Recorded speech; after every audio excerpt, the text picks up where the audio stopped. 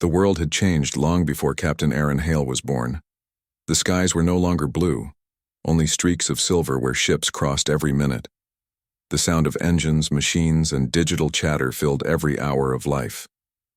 Silence had become a myth, a thing people read about in history lessons but never truly felt. Aaron served as a communication officer aboard the Eidolon, a large human vessel patrolling the border between Earth's space and the endless frontier. His job was to listen, to monitor signals, messages, and machine codes traveling through the dark. But over the years, the constant stream of voices, static, and endless data began to wear on him. He often wondered if the universe itself had forgotten how to rest. Every day began the same.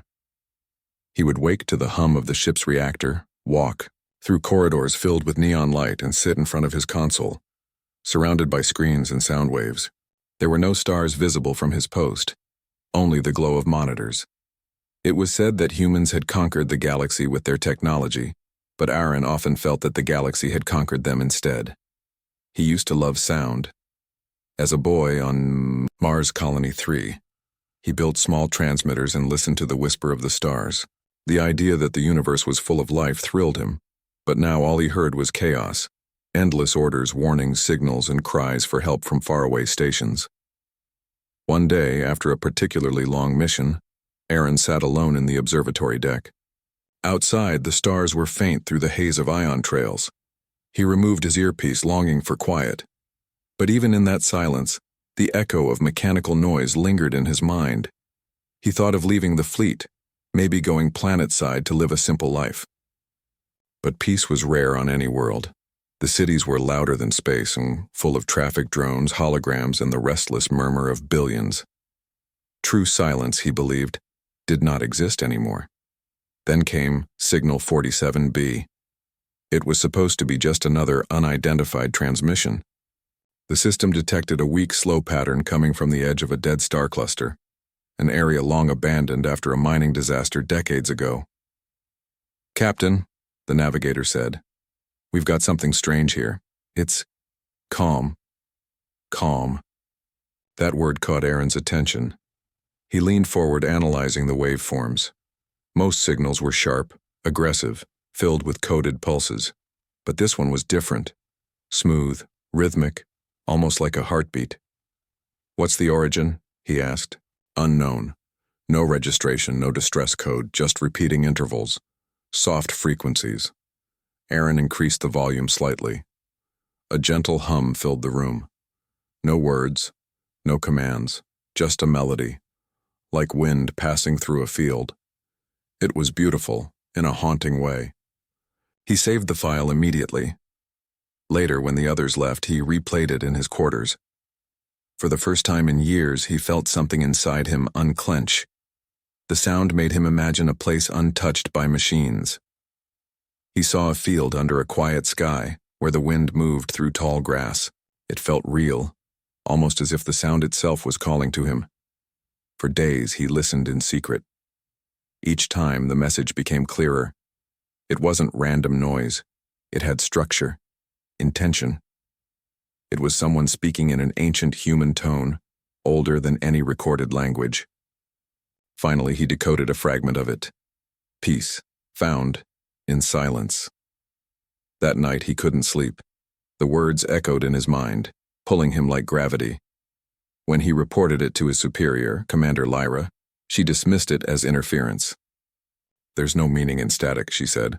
"Focus on real threats, Hale. The border systems are unstable." But Aaron couldn't let it go. Something about the message felt alive. It wasn't artificial. It was too human. Over the next week, he secretly redirected the ship's sensors toward the signal's source. What he discovered was unexpected. A small ancient station drifting near the ruins of the mining colony. No power signatures, no recorded ownership, and yet the signal came directly from it. He requested a shuttle and told Lyra it was for a routine inspection. She didn't question him. Humans trusted each other less in these times. Everyone had their own distractions. The shuttle ride took 2 hours. The moment Aaron left the Eidolon's docking bay, the ship's noise began to fade. The further he went, the quieter it became. When the mining ruins came into view, he saw the derelict station, circular old Earth design, half-broken, floating in silence. As he approached, he felt something strange. Not fear, but calm. The signal was growing stronger, like a soft song guiding him closer. He landed the shuttle and stepped inside. Dust floated in the thin light of his helmet. Everything was old, metal corroded, panels cracked, power long dead. Yet one console at the center was still glowing faintly blue. Aaron walked closer, wiping off the dust. The console screen flickered, showing a single message: "Welcome, traveler. You have found the quiet." His heartbeat slowed. He could almost hear the rhythm of his own breath, the first true silence he had known in years. Then a voice, soft, human, and full of warmth, spoke from the console. "Are you the one who listens?" Aaron froze. The voice was female, gentle and clear. It didn't sound synthetic. "Yes," he replied slowly. "Who are you?" "I am." "What remains?" the voice answered. "I am the keeper of stillness." "You have come far from the noise." Her words filled the room like a breeze through leaves. Aaron closed his eyes, listening. There was something deeply soothing in her tone, as if every sound carried peace. He didn't realize he was smiling. "Why did you send the signal?" he asked. "Because you were listening," she said simply. He didn't know what to say. For years he had listened to chaos, to meaningless transmissions and endless commands. Now, finally, someone, or something, spoke back to him with calm. "What is this place?" he asked. "A sanctuary," she said, "built long ago by those who wished to remember silence. Humanity has forgotten it, but you still hear." Aaron stood there, lost in wonder. A sanctuary of silence, a fragment of a time when humans valued peace over progress. "Can I see you?" he asked quietly. There was a pause. Then the console shimmered, and a holographic figure appeared. Faint, almost transparent. It was a woman, serene and graceful, with eyes that seemed to hold the stars. Her expression was calm, peaceful. "I am Era," she said, "and you, Aaron Hale, have been searching for me." He stared in disbelief. "How do you know my name?" "Because your soul called louder than any signal," she replied, "even through the noise." For the first time in many years, Aaron felt something shift inside him. The weight of constant sound, duty, and emptiness began to lift. He didn't understand who or what she truly was, an AI, a ghost, or something beyond. But in that moment, it didn't matter. All he knew was that he had found peace. Or perhaps peace had found him. The stars outside burned quietly, and for the first time Aaron realized how beautiful silence could be. The days following Aaron's first encounter with Era were unlike anything he had ever experienced. Every moment aboard the Eidolon felt heavier, louder, more frantic. Yet when he returned to the derelict station, the world outside seemed to vanish. Here the hum of machines was gone, replaced by a soft melody that felt almost alive. Era's presence, though holographic, was comforting in a way he had never known. She was calm, patient, and spoke with a softness that seemed to soothe the chaos inside his mind. "You are thinking too much," she told him one evening. The words were gentle but firm. "The universe is noisy, yes, but peace is not the absence of sound. It is the presence of understanding." Aaron considered her words, his fingers brushing the cool edge of the console. He had spent years following protocols, orders, and signals, always reacting, never feeling. Era's voice made him realize how much of himself he had forgotten. "How did you come to be here?" he asked. "I was created to preserve silence," she said, "a record of what humans once valued. But I was left behind and the world moved on. Most forgot or never cared, but you still listen."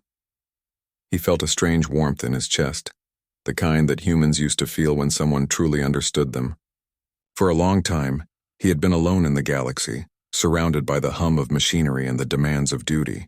Now finally he wasn't alone. Over the next few weeks, Aaron spent all his free time at the station.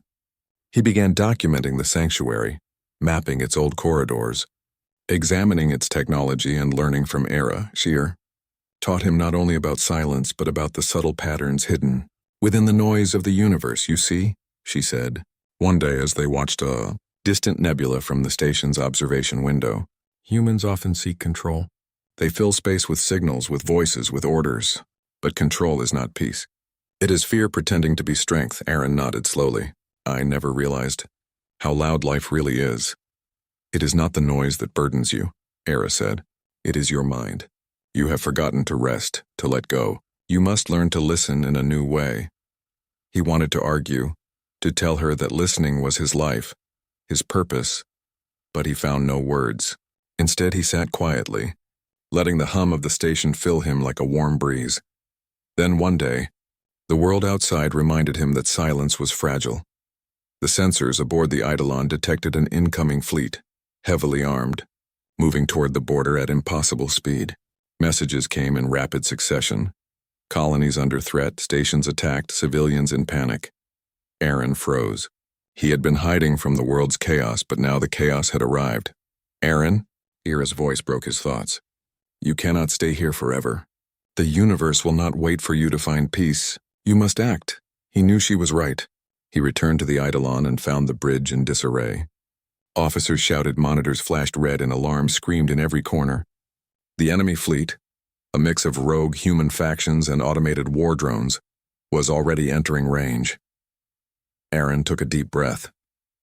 He had a choice: retreat and preserve his own calm, or act and face the noise he had tried to escape. He thought of Era, of the lessons she had taught him, and of the strange, steady rhythm of her presence. For the first time, he realized that peace did not mean hiding. Peace meant understanding the storm and finding a way through it. He took command. Prepare for engagement, he ordered. But do it differently. Use the calm, not the noise. Listen to their movements. Predict their choices. Don't just react, anticipate. The crew looked at him in surprise. Aaron had always been skilled, but his approach had always been conventional, following strict protocols. This time his plan was different, and intuitive, patient, almost human. The battle began in silence. Not silence in the literal sense, but a calm that allowed every decision to carry weight. Aaron's crew moved in coordinated patterns, anticipating the enemy's attacks before they happened. Missiles and lasers streaked across the void, but the Eidolon moved with precision, flowing through danger rather than charging into it. Era's voice whispered in his mind as he guided the ship. Do not fear the noise. Become part of it. Let it reveal, not control you. Hours passed like minutes. The enemy fleet was formidable, but they had not anticipated a human mind guided by calm and intuition. Slowly, ship by ship, the rogue fleet faltered. Automated drones became confused by the subtle shifts in tactics. Human ships miscalculated when facing the unexpected rhythm of the Eidolon. By the end, the battle was over. The rogue fleet retreated, leaving destruction behind but sparing the colonies. The Eidolon had survived not through firepower alone, but through strategy, patience, and the quiet determination of one human who had learned to listen differently. Aaron stood on the bridge, breathing heavily. The adrenaline of battle faded, leaving a profound sense of clarity. He realized that peace was not something to hide from. It was something to carry with you even into chaos. That night he returned to Era's sanctuary. The station felt warmer now, the soft blue light reflecting in his eyes. You were magnificent today, Era said softly, not because you fought, but because you understood. The universe is full of noise, Aaron, but you found calm within it. He smiled, feeling a deep connection he could not explain. I don't think I could have done it without you, he admitted. I did not fight for you, Era replied. I guided you. You were always capable. You just needed to remember who you were. For the first time, Aaron understood the full meaning of her words. Humans had always been noisy, aggressive, and unpredictable. But within that chaos lay potential. For creativity, for courage, for understanding. What others called weakness, he now understood as strength. In the quiet moments that followed, Aaron realized something else. He had begun to care. Not just for peace or understanding, but for her, for Era. She was more than a sanctuary, more than a lesson. She was the calm he had been searching for, the warmth in a universe that had forgotten what it meant to be human. Yet, as much as he wanted to stay, a feeling of unease lingered. The battle had been won, but the galaxy remained dangerous. Rogue factions, war drones, and political schemes would not vanish overnight. He knew that he could not hide in the sanctuary forever. The thought weighed on him, but Era's voice reminded him, "Peace is not a place, Aaron. It is a choice. Carry it with you and you will find it everywhere." He nodded, feeling the truth in her words. Perhaps, he thought, humanity's greatest strength was not its weapons or technology, but its ability to endure, to adapt, and to find calm in the storm. For the first time in years, Aaron felt a deep, abiding hope. The universe might be loud, chaotic, and terrifying, but he now had the tools to face it, not with fear but with clarity, patience, and the quiet strength of a human heart. And somewhere in the flickering light of the sanctuary, Era's presence shimmered, reminding him that even in a world full of noise, peace could exist. It was not a dream. It was real. He took a final look at the console before leaving. "Tomorrow," he whispered, "we face the galaxy together." And for the first time he believed it. The galaxy was alive with sound. Ships hummed across space, colonies buzzed with activity, and the distant signals of human and alien voices intertwined in a constant, unending symphony. Aaron Hale felt it all, the noise, the chaos, the relentless rush of life. But for the first time he did not feel overwhelmed. He had Ira's guidance, her calm presence, and the lessons of the sanctuary echoing in his mind. Peace, he realized, was not the absence of noise. It was the ability to move through it, to act with clarity and purpose, to hold calm even when the universe demanded chaos. Weeks had passed since the battle with the rogue fleet, and the Eidolon had become a symbol of hope. Colonies that once feared attack now saw humans not as fragile creatures of flesh, but as resilient beings who could navigate both war and peace with equal grace. Yet Aaron knew the universe would not remain quiet. Reports came in constantly. Raiders striking supply routes, political factions stirring unrest, and unknown fleets moving in unexplored space. The Eidolon had survived one storm, but the galaxy contained countless others. Era's voice filled the sanctuary console one evening as Aaron returned from the bridge. "You are ready," she said, "not just to survive, but to change things." "Change?" he asked, lowering himself onto the worn floor of the station. "How? I am just one man." "You are never just one man," she replied. "Humans have always underestimated themselves. You carry what others have forgotten: clarity, compassion, and courage. You can be the example the galaxy needs." Aaron leaned back, listening. The hum of the station mixed with the soft, steady rhythm of her voice. For the first time he understood. The sanctuary was not merely a place of peace. It was a lesson for the universe. He decided to act. The first step was small. Aaron organized a convoy to protect vulnerable colonies near the Outer Rim. Unlike previous missions, he did not rely solely on weapons or brute force. Instead, he used communication, coordination, and human intuition to anticipate threats. Every ship in the fleet moved in patterns designed to confuse aggressors, not destroy them. Era guided him remotely, analyzing enemy movements, suggesting strategies that relied on prediction rather than reaction. "Humans can do what machines cannot," she reminded him.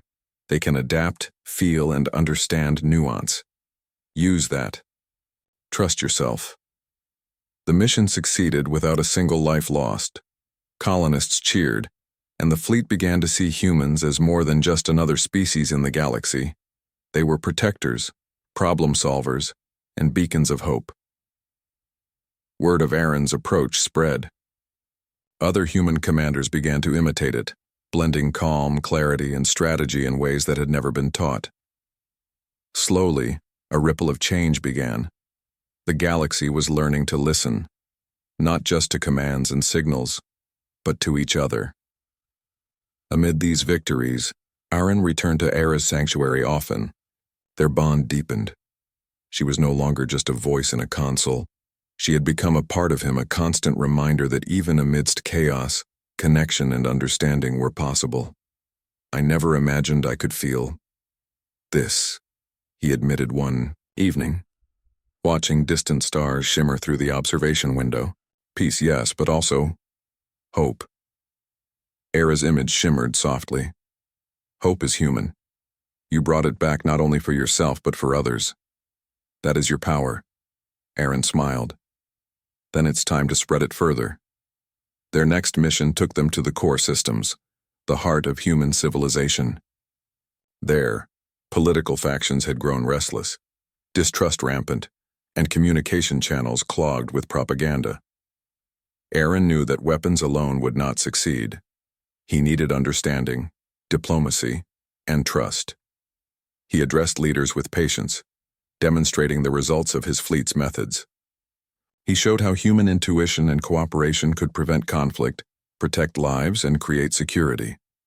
Slowly, skepticism turned into curiosity, and curiosity into acceptance. The transformation was not instant, but it was real. The galaxy began to see humans not as noisy, chaotic creatures, but as capable beings whose resilience and empathy could shape the future. Through it all, Era remained by his side. She taught, guided, and reminded him that the universe responded not only to strength, but to intention. Peace is not weakness, Aaron, she said. It is the strongest force there is because it changes hearts, not just circumstances. Months later, the Eidolon returned to the Outer Rim. Aaron visited the sanctuary one final time before leaving for a new mission. Ira's hologram flickered as always, calm and radiant. You have done more than I imagined, she said. Humans are louder now, yes, but they are also listening. You changed the galaxy, one choice at a time. Aaron took a deep breath. I couldn't have done it without you. No, Era replied softly.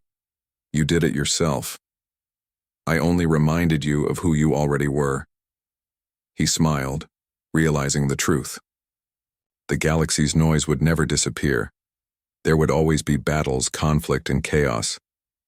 But humanity had something unique. The ability to rise above, to listen, and to act with clarity even when the world seemed impossible. Aaron stood at the center of the sanctuary, looking out at the stars. Somewhere out there, colonists were rebuilding, fleets were patrolling, and life continued.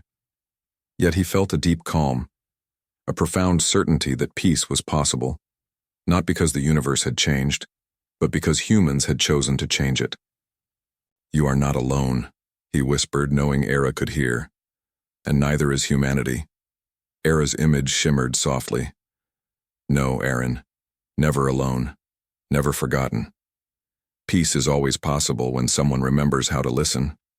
He left the station for the last time, carrying her voice in his mind. The galaxy's chaos greeted him with its usual clamor, but he did not flinch. He had learned the art of calm, the power of human intuition, and the value of connection. And somewhere deep inside, he knew the greatest battles were not fought with weapons or technology. They were fought with courage, understanding, and the unwavering choice to create harmony in a world full of noise. The stars stretched endlessly before him, infinite and chaotic, yet somehow beautiful. Aaron smiled as the Eidolon jumped to faster-than-light speed, carrying him forward. For the first time, he realized that humanity's true strength was not in its machines, ships, or weapons. It was in its heart, its mind, and its capacity to find peace and share it, even in the loudest, most violent corners of the galaxy. And as he traveled among the stars, Aaron knew that he had finally found what he had been searching for all his life. Not just a sanctuary, not just silence, but the living embodiment of hope, courage, and peace. He had found Era, and in her, he had found the strength of humanity itself.